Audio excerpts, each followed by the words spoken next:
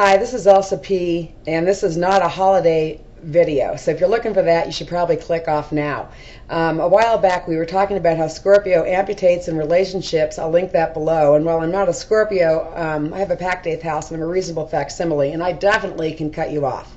And to my shock, last night I threatened one of my very best friends with exactly this. What I said specifically to her is, I will end the relationship over this. That's how important it is to me. You know what you're doing right now, if you can't stop. And right after I said it, the phone went dead, and we got back in contact and we talked this through. And I thought I would share the conversation with you, and you can figure out why, if you can figure out why, that I think it's worth telling you. So let me just say this. This came up in the conversation with me and my friend. A couple of years ago, there was a friend. There was a kid in my daughter's school, and he died. And he died. It was just horrible. He died by autoerotica. If you don't know what that is, that's these kids or other people who choke off their air when they're masturbating to enhance their orgasm. But the story is even worse. This is a preteen, because he was teaching his little brother about this phenomena. And so he died with his little brother standing there. Now, just imagine being that mother, okay? If you're that mother, if you're going to go talk to that mother who suffered this, you better watch your ass, You better watch what you say to her. So I'm in a circumstance of this level right now. So my friend called me a couple of days ago, and she just, she said something, and it just pissed me off, and it's just hurt me. And the way I explain this to her is, I'm like hanging, like a rock climber from a up the side of it's a long way down, if I fall, and I'm trying to get from here to there. And, I don't want anyone to bother me in this crisis, is, the situation. So anyway, I threatened her with this. The phone cut off. She called me back. She said she just cannot believe that I would do this to her, cut her off. We've known each other a long time.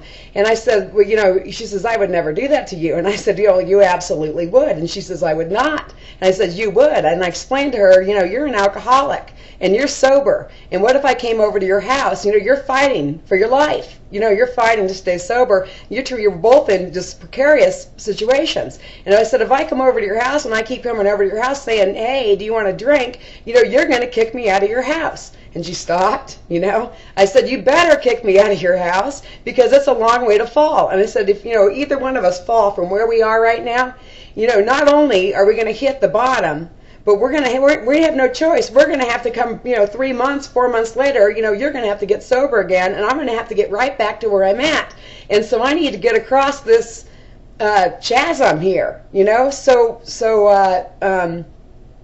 Actually, you would and you could do this when you're, anyway, I've explained it to her, trying to make her understand that the situation is just too bad to mess around. And I said, I loved her and I want to protect the friendship, but she kept saying, I want to be there for you. And I told her, it's fine, but you're going to have to watch yourself, and I don't blame you if you don't want to get near this fire. It's like, we might be better off to not talk, if because the situation is so hot, and if you have to be ultra sensitive to mess with me at all. So if you can't, we might be better off for me to call you in a week or in a month or in a year, when I'm safely to the other side, because I don't want to lose her either. However, don't call me up with stupid things right now, because I will just kick you away, because I don't want to fall. It's just the situation's too bad. So anyway, I thought I would come on here with this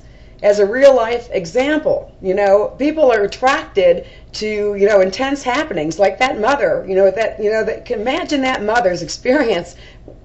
She's got her one kid, his brother's dead, he's standing there, his brother's got to feel responsible. Can you imagine this? And so if you're going to go anywhere near this mother, it's like, leave us alone. If you aren't bearing gifts, and if you don't know how to help, leave us alone. So this is my bit. This is Elsa P at elsa.com. See ya.